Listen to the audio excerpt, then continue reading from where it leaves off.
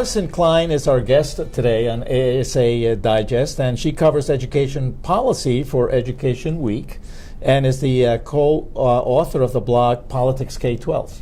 Great, thanks for having me. Yeah, thanks for joining us. Oh, I'm thrilled to be here. So, Allison, as you know, as an organization, AASA was very excited to see that No Child Left Behind was finally reauthorized last year, and now we have AASA, and supposedly AASA is giving back to the states and back to the local school districts a lot of the decision making that No Child Left Behind had taken away.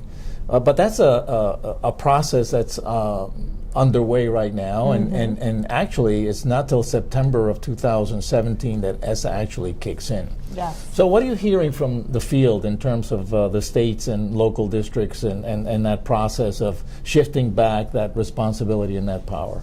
Well, they're excited about it sort of on a rhetorical level, but no one is sure exactly yet how it's going to play out. And that's partly because we're still waiting to see how the U.S. Department of Education is going to regulate on this law.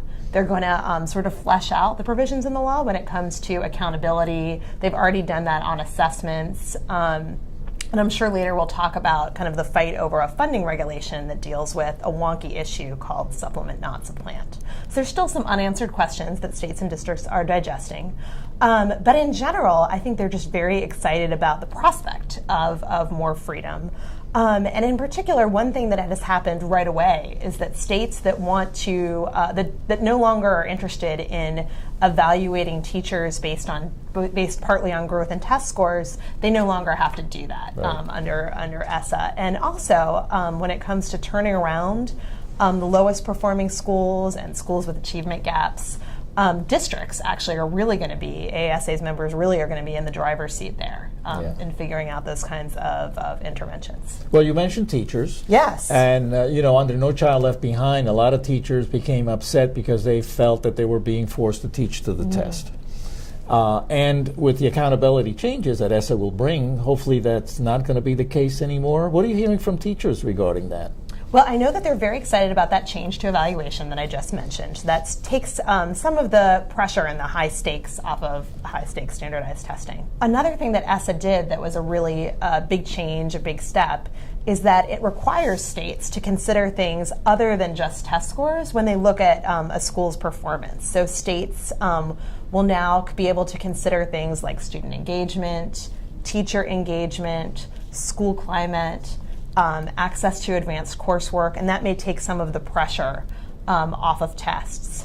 Districts also now will have more say over which tests they decide to offer. High schools especially can choose another test besides the state exam as long as it's okay with the state. They could go with the SAT, the ACT, perhaps advanced placement if they want to do that. So there might be more buy-in for the students with the tests. So yes, and that's something that you've touched about in your blogs, this whole change in accountability process, which is really great. And you mentioned before, the negotiation process that's underway with the Department of Education regarding the regulations.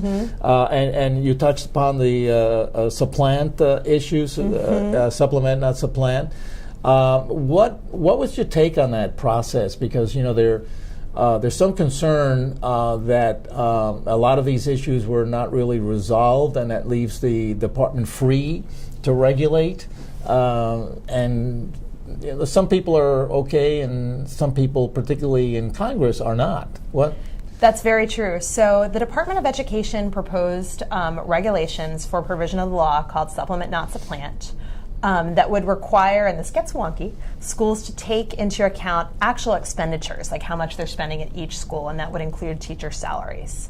A number of organizations, including AASA, including us, yes, including you, and the Council of Chief State School Officers, the Council of the Great City Schools, are really concerned about this. They're worried it could lead to forced teacher transfers, take away some of the flexibility in local funding.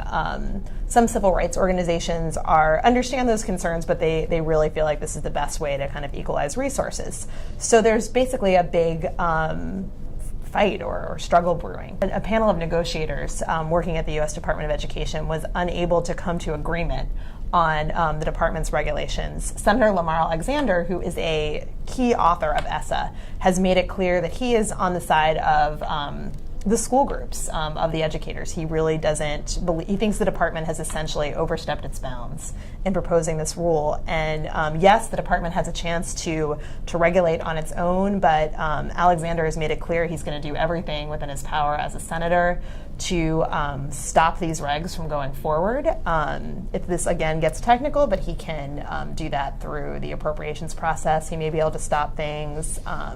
He's also encouraged school groups to sue, basically, if this regulation goes through.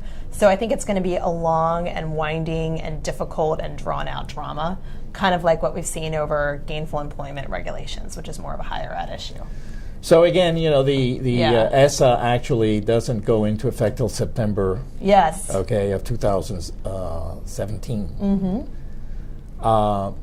We're in the midst of a presidential election cycle. Yes, we are. Which means that there will be a new president in the White House when this goes into effect.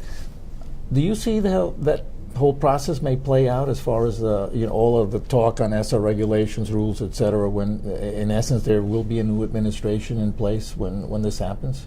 Well, it's very tricky timing, right? Because the Obama administration will be the group to write all of these regulations on ESSA.